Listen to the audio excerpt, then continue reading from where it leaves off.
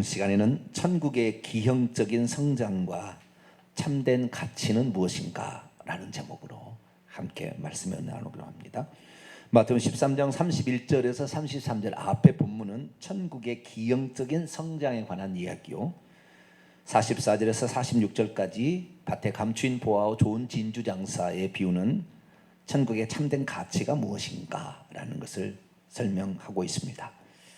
먼저 앞에 천국의 기형적인 성장, 겨자씨 비유와 그리고 누룩의 비유, 이 두 가지 비유를 먼저 살펴보고, 그리고 천국의 참된 가치에 관하여 말씀을 살펴보기로 합니다.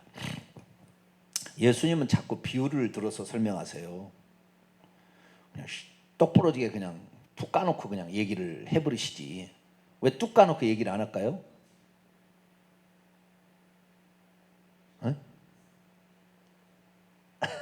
뚝 까놓고. 그리고 그 마태복음 23장 같은 거죠. 독사 이 새끼들아. 뚝 까놓고 말이죠. 그때 이래서 천국 가겠어. 막 이렇게 얘기를 왜 안 할까요?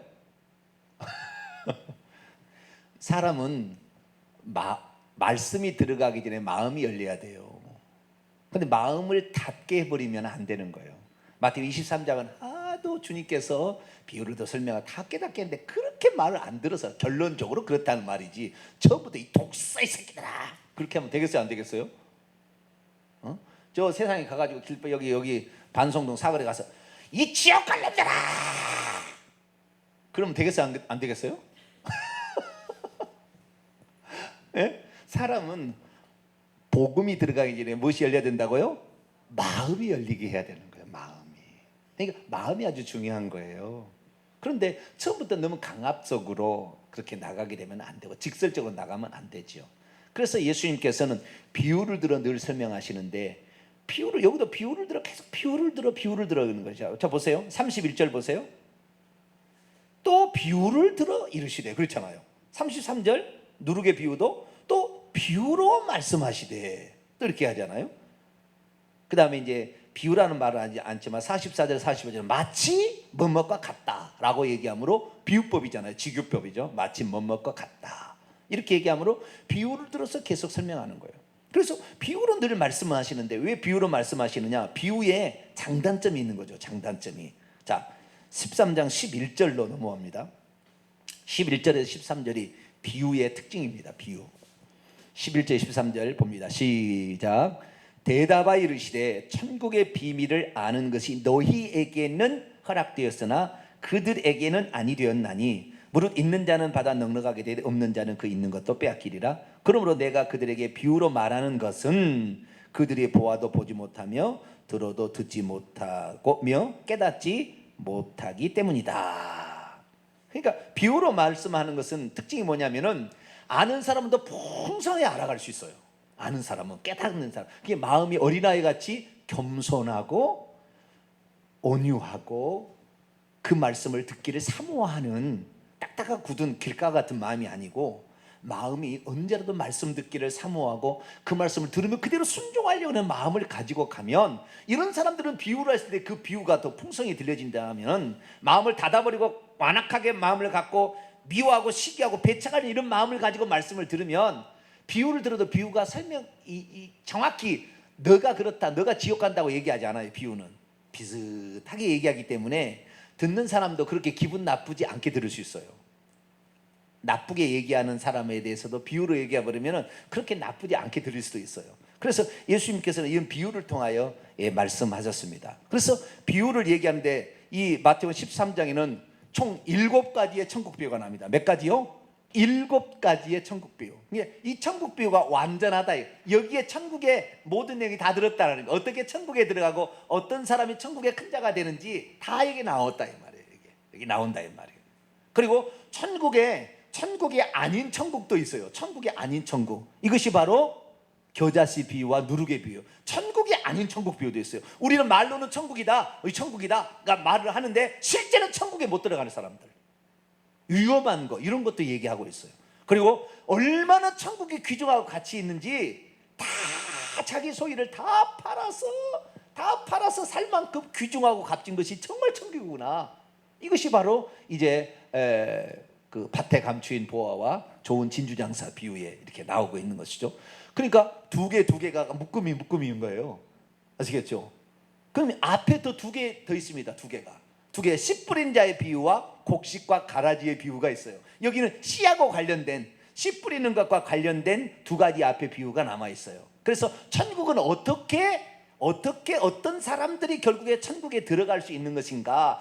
이 씨는 하나님의 말씀이라고 했습니다. 우리 마음밭에 하나님께서 말씀을 뿌리는 거, 천국 말씀을 뿌리는 거예요. 이 말씀을 듣는데 마음밭이 어떤 마음밭이냐에 따라서 이 사람이 결국에 천국에 들어가는 사람이 되기도 하고 못 들어가는 사람이 되는 거예요. 그래서 예수님께서 요한복음 3장 10절에 내가 문 밖에 서서 두드리니 누구든 내 음성을 듣고 문을 열면, 문 밖에 마음의 문을 여는 거잖아요.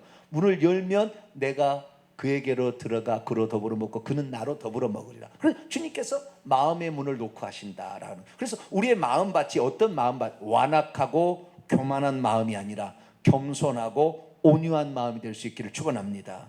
늘 나쁘게 생각하는 사람은 모든 것이 나쁘게 보여요. 모든 것이. 그럼 목회자는 늘 좋게 보려고 하니까 교회 사기꾼들이 옵니다. 교회 사기꾼들이 와요. 그래도 목사는 좋게 보니까 그 말을 믿어줘. 막 믿어줘. 사기꾼이 와서. 그래서 사기꾼이 그것을 이용해서 목사를 이용해 먹습니다. 저도 몇 번 당했어요. 왜냐하면 얼마나 진실되게 얘기합니까? 근데 자, 사기꾼이 나 사기칩니다라고 얘기하겠어요? 진짜 진실되게 얘기하는 것처럼 얘기하겠어요? 진짜 진실되게 얘기하는 것처럼 얘기한다고 내일 당장 갚아줄 것 같아요. 그냥. 그래서 저도 많이 속아봤어요. 요즘에는 뭘 도와달라 그러면은 구제를 파기해야 되는데 구제를 하려고 도 약간 생각하는 게 뭐예요? 하도 많이 속아봐가지고 진짜 좋게 보려고 하니까. 근데 여러분, 뱀처럼 또 지혜로우라 그랬으니 순결한 것은 우리가 맞지만 때로는 뱀처럼 지혜롭게 행동을 해야 돼요. 자, 그런데 우리의 마음밭이 어떤 완악한 마음밭이면 안 된다. 그리고 외부의 위험 요소, 핍박이나 환란, 돌짝받은 돌을 제거해야 되고요. 내부의 마음의 욕심, 돈에 대한 욕심, 또 세상 염려로 가득 차 있으면 말씀이 들어도 지식에서 열매를 맺지 못한다. 우리는 이런 것들, 외부적인 욕심도 흔들리지 말고 말씀을 믿고 나가야 되고, 내부적인 욕심들 다 버리고 천국 말씀을 소중하게 여겨서 우리의 마음이 기경하면 천국 들어간다. 이것이 씨 뿌린 자의 비유고, 두 번째는 곡식과 가라지 비유인데, 곡식과 가라지 비유는 다른 게 아니에요. 이것도 씨 뿌린 건데요, 하나님이 곡식을 뿌린다는 거예요. 좋은 씨를 뿌린다는 거예요. 그런데 순간순간마다 마귀가 와서 뭐예요? 가라지를 뿌리고 가는 거예요. 거짓을 마귀가 뿌리는 모든 것은 거짓이에요. 거짓을 뿌리고 가는데 어떤 사람은 결국에 가라지 말을 더 하나님 말씀보다 더 믿어버려 가지고 나중에 가라지 열매를 많이 맺는데, 주님께서 마지막 심판 때는 우리가 받은 말씀으로, 우리가 받은 말로 어떤 열매를 맺었느냐에 따라서 우리를 천국의 곡간도 들여보내고 풀무불에 던져서 사르기도 한다. 그래서 우리가 말씀을 들을 때는 곡식과 같은 하나님의 말씀, 생명의 말씀만을 듣게 되기를 축원합니다. 거짓된 가르침, 이런 것들 마귀가 와서 흩뿌려 놓고 가는데 거기에 속임당하지 말라는 거예요. 이것이 곡식과 가라지의 비유의 핵심입니다. 처음부터 곡식이 있고 처음부터 가라지가 있다는 것이 아니라, 처음부터 구원받을 자, 처음부터 멸망받을 자가 있는 것이 아니라, 우리가 말씀을, 어떤 종류의 말씀을 받으려고 하느냐, 여러분을 살리는 말씀을 듣게 되기를 축원합니다. 여러분이 좋다고 생각하는 말이 아니라 여러분의 영혼을 살리는 말씀, 천국에 들어가는 말씀을 증거하는 주의 종을 줘야지. 입에 바른 말, 달콤한 말 전다 해서 그거 따라가다는 나중에 같이 죽어요. 마귀가 얼마나 달콤한 말로 아담을 유혹했습니까? 너도 하나님처럼 될 수 있어. 얼마나 달콤한 말로 했나요? 그러나 결국에 하나님처럼 됩니까? 마귀처럼 되었지. 그래서 우리는 늘 곡식과 같은 그런 말씀을 받게 되기를 축원합니다. 그래서 처음에 이 7가지 비유는 두 묶음 하나 이렇게 된 거예요. 두 묶음은 씨 뿌린 자의 비유. 두 번째는 천국의 부정적인 상태를 말하는 것이고, 세 번째는 천국이 얼마나 소중한 것인가, 가치에 대해서 얘기하는 것이고, 마지막에 결론적으로 나오는 것이 이제 심판에 관한 말입니다. 심판의 말을 먼저 하고 그 다음에 들어가 보죠. 47절에서 50절. 이 마지막 7번째 비유는 이제 심판에 관한 거예요. 읽습니다. 시작. 또 천국은 마치 바다에 치고 각종 물고기를 모아들이는 그물과 같으니 그물에 가득함에 물가로 끌어내서 앉아서 좋은 것은 그릇에 담고 못된 것은 내버리느니라. 세상 끝에도 이러하리라. 천사들이 와서 의인 중에서 악인을 갈라내어 풀무불에 던져 넣으리니 거기서 울며 이를 갈리라. 아멘. 49절에 보니까 불신자들을 지옥 보낸다 풀무불에 던져 나와서 의인들 중에서, 의인이라고 자기가 생각하고 있는 사람들 중에서 악인을 갈라내는 것입니까? 자기가 예수 그리스도를 믿어서 나는 칭의이다 하지만 악인, 너 죄 짓고 있지, 너 지옥이야 이 말이에요. 주님 말씀이. 나도 주여 주여 한다마자 천국에 들어 귀신 쫓아내고 능력 행하고 예언해도 지옥 가는 사람이 있는 거예요. 예수 믿는 사람을 얘기하는 거지 예수 안 믿는 사람 얘기하는 게 아니에요. 지금 이 천국 비유는 예수 믿고 있는 사람들 중에서, 의인들 중에서 자기가 예수 그리스도를 믿어서 의인이라고 생각하고 있지만 그 중에서 악을 행하고 아직도 회개치 않고 죄를 짓고 악을 행한 자를 끌어내어서 풀무불에 던져 넣는다 이렇게 얘기해요. 그러니까 교회 다닌다고 해서 나 예수 믿는다고 해서 다 천국 가는 게 아니에요. 이 본문에 의하면은 심판 때, 마지막 때. 그래서 우리는 천국이 가장 소중하다는 거 5, 6번째 비유 좀 이따 보겠습니다. 여기 이렇게 중요했구나. 우리가 신앙생활 목적은 여기에 있구나. 우리는 천국 가기 위함이구나. 우리 어쩌든 이 천국을 위해서라면 내가 가장 소중히 여기는 것이라도 기꺼이 버릴 수 있는 사람이 되어야 되겠구나. 내 목숨까지도 내놓아야 되겠구나. 뭐 이런 사람이 되어야 된다는 것이고요. 그 다음에 세 번째, 네 번째 비유는 이제 천국의 기형적인 성장, 잘못된 외형적인 성장에 속지 마라. 이거 이렇게 한다고 천국 가는 게 아니다라는 비유예요. 그거를 보겠습니다. 자, 세 번째, 네 번째 31절입니다. 31절. 첫 번째는 겨자씨 비유, 두 번째는 누룩의 비유입니다. 둘 다 동일한 이야기를 하고 있어요. 첫 번째, 두 번째가 동일한 씨 뿌리는 비유를 하듯이 세 번째, 네 번째도 동일한 거예요. 천국의 기형적인 잘못된 성장에 취하지 말라, 그런 내용이에요. 아시겠죠? 자, 31절로 32절까지 읽습니다. 시작. 또 비유를 들어 이르시되 천국은 마치 사람이 자기 밭에 갖다 심은 겨자씨 하나를 같으니 이는 모든 씨보다 작은 것이로되 자란 후에는 풀보다 커서 나무가 되며 공중의 새들이 와서 그 가지에 깃들으니라. 자, 보세요. 천국이라는 것이 이 땅에 천국이 있고 천국도 있지 않습니까? 근데 이 땅에서 천국에 들어갈 사람을 모아서 천국에 데려가는 거거든요.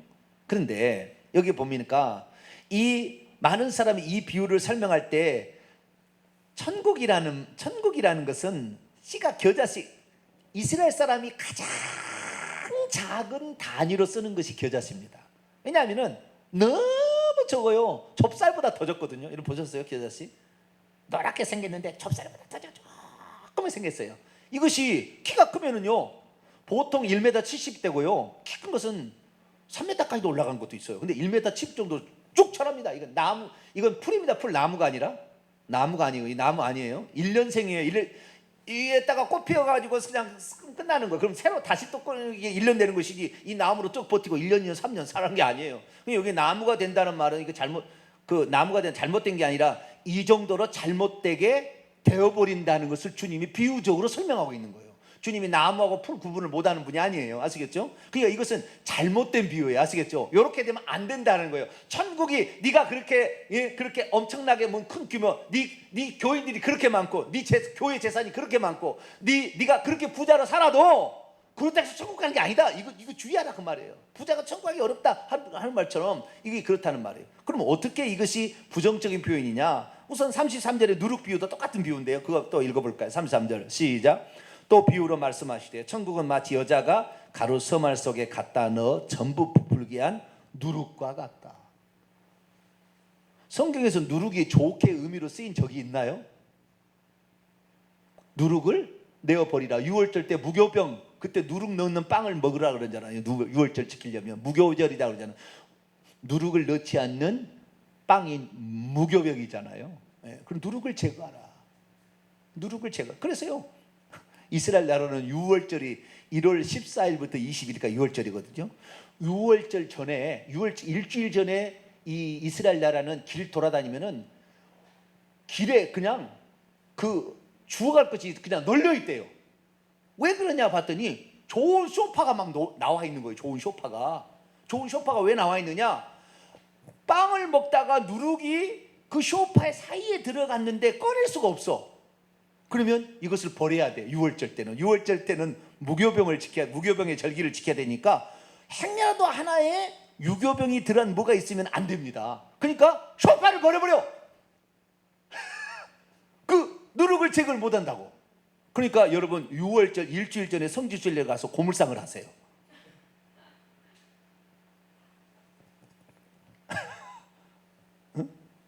진짜예요. 유월절을 지키기 위해서 그렇게 그들은 누룩을 아주 그때는 누룩을 이렇게 하는 거예요. 근데 누룩이 안 좋은 거예요. 바리새인과 서기관들의 누룩을 주의하라. 그들의 가르침 교훈이라고 얘기했잖아요. 네, 그들의 가르침 교훈. 그러니까 여기 가루 서말 속에 갖다 넣어 전부 부풀게 한 누룩. 그러니까 엄청나게 커져버린 거예요. 이것도 둘 다 비유는 커졌다는 거예요. 엄청나게 커졌다는 거예요. 근데 누룩은 결코 긍정적으로 쓰인 적이 없어요. 그러니까 이건 부정적인 가르침. 너희 속에 하나님 말씀이 떨어지는데 이 외형적으로는 엄청나게 잘 되고 좋은 것 같이 이렇게 하지만 사실은 그것이 우리의 영혼을 망가뜨리는 말씀들이 있는 거예요. 그 누룩이에요, 누룩. 그 누룩 이런 교훈들 가르침을 빼내야 되는 거예요. 이 가르침은 내가 천국 가기에 이것은 합당치 않은 거야. 빼셔야 되는 거예요. 이 누룩이 부풀도록 놔두면 안 되는 거예요. 이런 누룩 가르침들이. 그래서 저는요, 순수한 가르침만을 전하는 거예요. 할렐루야. 저는 순수한 가르침만을 전하려고, 누룩이 안 들어가는 말씀만 전하려고 하는 거예요. 그러니까 때로는 딱딱할 수도 있다고요. 때로는 재미없을 수도 있어요. 물론 제가 재미없게 가르치지는 않으려고 노력을 하고 있습니다. 할렐루야. 제가 좀 쇼를 많이 하잖아요. 그렇죠? 네? 말도 재미있게 하려고 그러고. 별로 세상 말 얘기 안 하잖아요, 저는. 네, 그래도 듣고 있으면 재미가 있어요. 그렇죠? 건집사님 그래요, 안 그래요? 졸립진 않잖아요. 그렇죠? 네, 뭔가 그래도 제가 사람들을 가르쳐 보면은요, 그 사람들이 재밌대요. 제가 가르치는 게. 근데 제가 가르치는데 세상 얘기 나는 한 적이 없거든. 진짜예요. 세상 얘기 별로 안 해요. 저는 세상의 교훈이나 철학이나 가르침이나 이런 거 대입하지 않아요. 순수하게 말씀을 증거하는 거예요. 근데 이게 교훈, 가르침 이런 것들을 용납을 하기 시작하면 이런 것들이 부풀어 가지고 나중에 뭐요? 교회에서 여러분 간증 세울 때 있잖아요. 간증 세울 때 세상에서 부자 되었다는 사람이 일단 간증 세우는데 이 사람 거짓말에 엄청 많이 붙었거든요. 이런 더러운 이런 거 부풀기한 잘못된 것을 막 얘기하면은 모든 사람들이 나도 부자 되어서 저기 간증 한번 써야 되겠다. 나도 병 한번 고침 받아서 저기 한번 써야 되겠다. 이런 식이에요. 그러다 보니까 이런 사람들을 강대상에 맡기면 온갖 더러운 누룩으로 성도들을 꽉 그런 교훈들이 딱 가득 차버리는 거예요. 그럼 그게 망하는 거예요. 저는 지금 제일 걱정하는 게 뭐냐면 만약에 제가 없을 때 누군가 여기서 설교를 해야 된다면 누가 설교를 시킬 것인가 내가 제일 걱정이에요. 왜? 너무 누룩에 물든 사람이 와가지고 누룩을 얘기하고 있을 건데 그 누룩 얘기할 텐데 우리 성도들은 듣고 아이고 저건 누룩인데 그러고 있을 거 아니에요. 여러분 누룩인데 그리고 절대 속으로 모른 척 하시고 들으셔요. 아시겠죠? 혹시 제가 언제 없어가지고 제가 어디 부득이하게 헌신 예배를 드리러 가가지고 다른 사람이 왔다. 그런데 혹시 누룩의 가르침을 혹시 여기 얘기하더라도 여러분 어떻게 해요? 그러려니 하고 넘어가세요. 졌다 일하고 자빠졌어. 그럼 돼요, 안 돼요? 그러면 안 되고 저분은 아직 저 부분에 대해서 잘 모르시는구나 생각하고 해야지. 그렇다고 해서 목사님 그렇게 설교하면 안 됩니다. 그렇게 하면 너무 힘을 빠지게 하니까 그렇게 하지는 말고. 어쨌든 이 교훈 잘못된 가르침들이 결국에 우리의 생각들을 치고 들어오면 그것이 진짜인 줄 알고 이것이 복인 줄 알고 이것이 천국인 줄 알고 착각한다 이 말이에요. 내가 부자 되고 내가 잘 살고 내가 돈 많이 벌고 내가 권세 올라가고 막 이런 거. 물론 이것도 하나님 보너스로 줍니다. 안 준다는 게 아니에요. 예수 믿으면 이건 보너스로 오는 거예요. 그러나 이것을 중요하게 여겨서 계속 이것만 얘기하면 이것만 하는 사람만 자랑이 되는 거예요. 그러니까 어떻게 나중에 되냐면 돈만 잘 벌어서 성가대에 밥만 잘 수 있다고 한다면 성가대장을 시켜주는 거예요. 그럼 어떻게 됩니까? 이 사람 나쁜 짓거리에서도 돈을 벌어서 성가대에 밥을 먹이는 거예요. 나쁜 짓거리를 했어도 자도 밥만 먹이면 될 거 아니에요. 이런 식으로 바뀌어지는 거예요. 무서운 겁니다. 제가 왜 이 찬양 인도를 제가 맨날 하느냐, 물론 없어서도 그렇게 하는 것도 있지만 찬양 인도하는 것조차 누룩에 잘못 오염된 사람이 와서 얘기를 하면 그 오염된 물이 다 들어가는 거예요. 암암리에 이렇게 다 음란한 것도 들어가고 다 들어가는 거예요. 이렇게. 그래서 그 사람의 영혼을 망가뜨리는 겁니다. 이 누룩을 먹어버리면. 그래서 우리는 누룩을 먹죠. 누룩이 들어가야 되는 순수한 하나님의 말씀을 먹게 되기를 축원합니다. 모르겠다고 크니까 야 크다, 야 여기는 큰 교회다, 야 여기는 하나님 말씀이 살아있는가 봐, 와 여기는 이 하나님 역사하시는 교회인가 봐. 아니에요. 그렇게 되는 건 아니란 말이에요. 자, 누가복음 12장을 볼까요?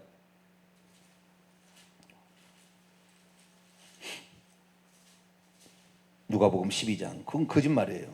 31절로 32절.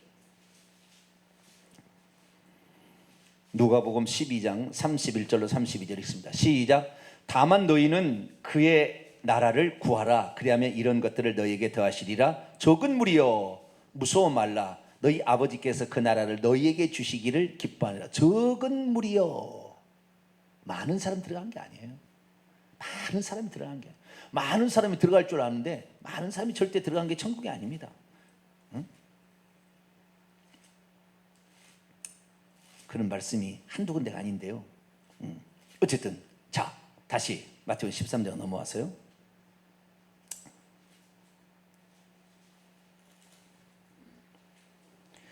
이 누룩과 똑같이 겨자씨도 마찬가지라는 거예요. 그런데 이 겨자씨가 하나님의 말씀을 뜻하는 게 아니에요. 왜냐하면 잘 보세요. 31절입니다.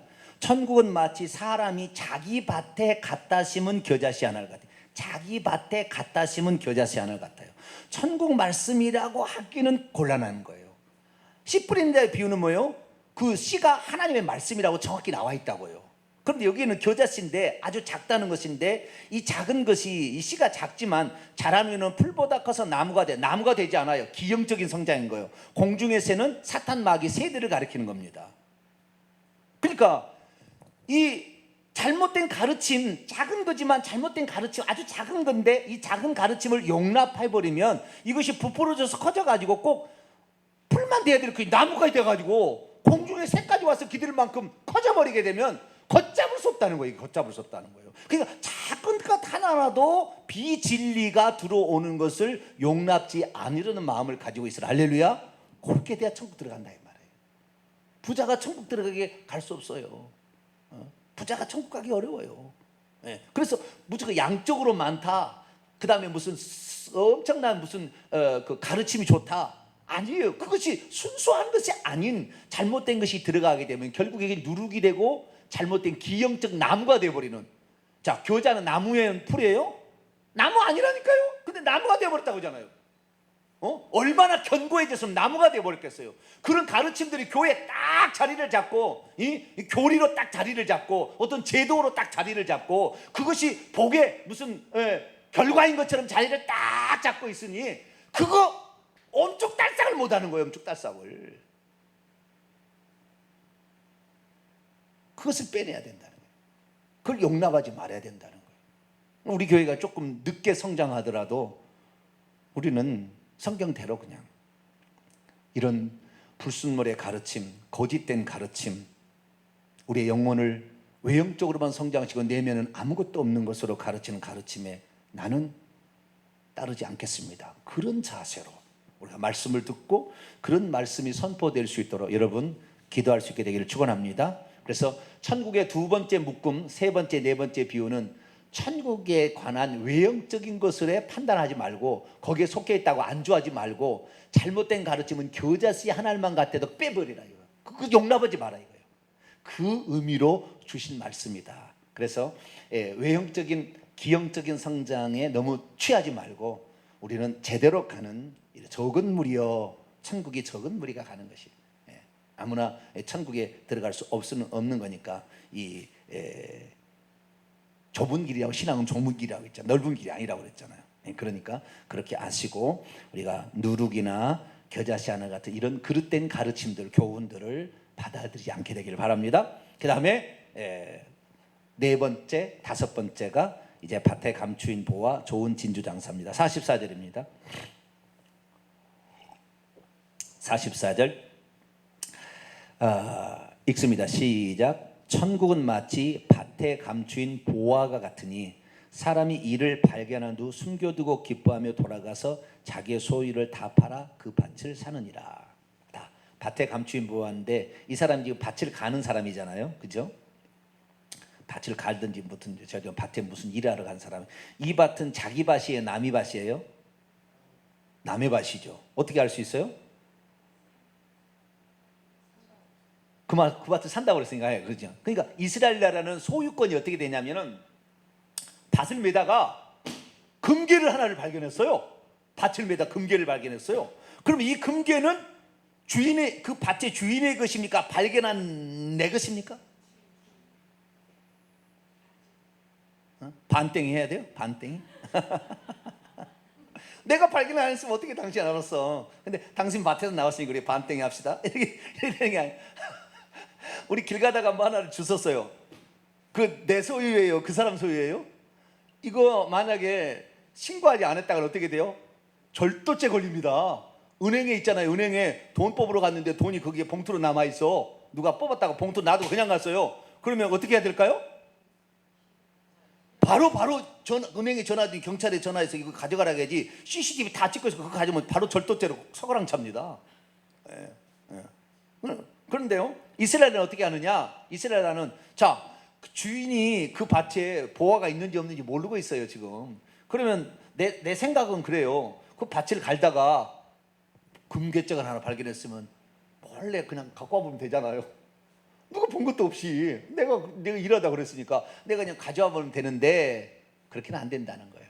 여러분, 천국은 대가를 지불하고 얻어내는 것이지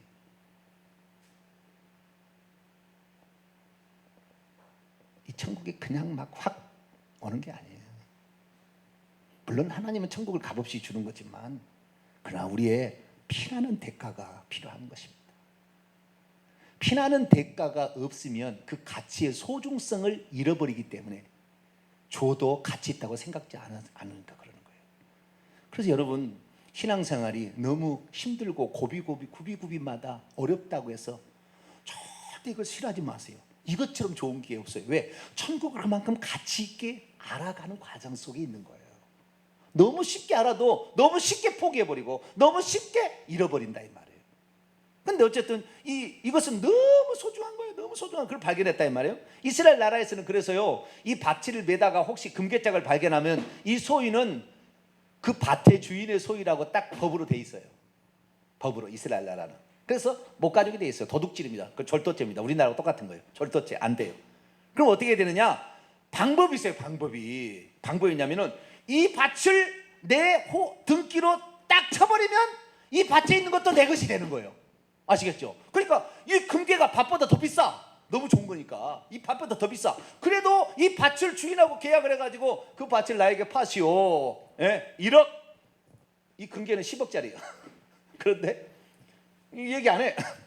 이 밭을 나에게 파시오. 그래가지고 계약서 써서 1억 넘기면은 이 밭은 내 소유입니다. 내 소유 때 가서 판 것은 10억도 내 것이에요. 할렐루야. 이게 이스라엘 법이에요. 그러니까 어떻게 해요? 이 사람이 이것을 밭에 감추인 보화 덩어리를 발견했어요. 그리고 이를 발견하고 숨겨두고, 이걸 가져가면 남이 가져가면 안 되니까 숨겨두고 기뻐 돌아가서 자기의 소유를 다 팔아 주인하고 계약해서 그 밭을 사버리니까 이것이 내 것이 된다 그 말이에요. 자, 그러면 이 천국이라는 것이 바로 이게 뭐냐면 자기 소유를 다 팔아란 말이 아니고요, 이처럼 천국은 귀중하고 소중할 가치가 있다. 내 모든 소유를 다 팔아도 아깝지 않을 만큼 가치가 있다라는, 마치 뭐뭇과 같은 이런 것이지 그렇게 하라는 게 아니에요. 여러분, 우리가 내 소유를 다 팔아, 내 생명까지도 다 팔아서 그렇게 할 사람 많잖아요. 물론 그렇게 돼야 되겠지만, 그러나 이것을 그만큼 귀중하게 여겨서 때로는 우리의 소유하고 바뀌어야 될 때 있다면 소유를 버리게 되길 축원합니다. 목숨하고 바뀌어야 될 상황이다 목숨을 버려버리게 되길 축원합니다. 천국에 그만큼 가치가 있다 그 말이에요. 대가를 지불하지 않고요 얻을 수 있는 건 없습니다. 대가를 지불하지 않고 거저 얻으려고 하니까 구원도 거저 얻는 것처럼 생각하는데 거저 아니에요. 절대 아닙니다. 소중성을 모르는데 어떻게 그것이 자기 소유가 되겠습니까? 우리 자식이요 고생도 안 해보고요 부모가 그냥 돈 물려준 거 쓴 사람은 돈의 귀중성을 전혀 몰라요. 아르바이트를 시키세요. 고생을 해봐야 됩니다. 어렵게 우리 부모가 돈을 벌었구나. 그렇게 해야 용돈을 줘도 가치 있게 쓰는 거예요. 맨날 헤프게 그냥 줘버리면 그냥 돈도 그냥 어디 헤프게 나온 것처럼 착각하는 거예요. 예? 이게 얼마나 피한 눈물인지를 경험할 수 있도록 해줘야 되는 거예요. 물론 안 주려고 그런 게 아니에요. 하나님께서 꼭 대가를 지불하려고 그런 게 아니라 그만큼 소중성을 먼저 깨닫는다 한다면 설령 고생해보지 않아도 이 부모가 얼마나 고생해서 나에게 이걸 주었는가를 알고 받는다 한다면 그 사람 고생 안 해도 돼요. 이미 알고 있으니까. 소중하게 여길 거니까. 그래서 모든 건 대가 지불은 아니지만 그래도 우리가 이것을 얻을 때 그만큼의 엄청난 많은 시련들을 겪으면서 얻는 것도 나쁜 건 아니다. 그래서 천국을 귀중하게 보시게 되길 바랍니다. 45절 46절 이번에는요 남의 밭에 간 게 아니라요 돌아다니는 사람이에요. 돌아다니는 좋은 진주를 구하러 다니는 사람이에요. 일하는 사람이 아니고 이번에는 아시겠죠? 장사와 같이 돌아다니는 사람인데 뭘 구하려고 돌아다니냐면 좋은 진주를 구하러 다니는 장사와 같대요. 자 45절 46절 있습니다. 시작. 또 천국은 마치 좋은 진주를 구하는 장사와 같으니 극히 값진 진주 하나를 발견하며 가서 자기의 소유를 다 팔아 그 진주를 사느니라. 진주만 그것이 귀중하다는 걸 아는 거죠. 이 사람도 돌아다녀야 되는 거예요. 말씀을 찾아서 다녀야 되는 거예요. 거저 무슨 하나님 말씀이 뚝 떨어지느냐? 아니에요. 내가 좋은 진주 천국을 얻기 위해서는 내가 그 천국을 얻게 해주는 대로 가야 되겠다는 열망이 있을 때 결국에 그 진주를 발견하게 되는 것이지 열망도 없이 그냥 그 진주 발견하지 않아요. 발견되지 않아요. 응?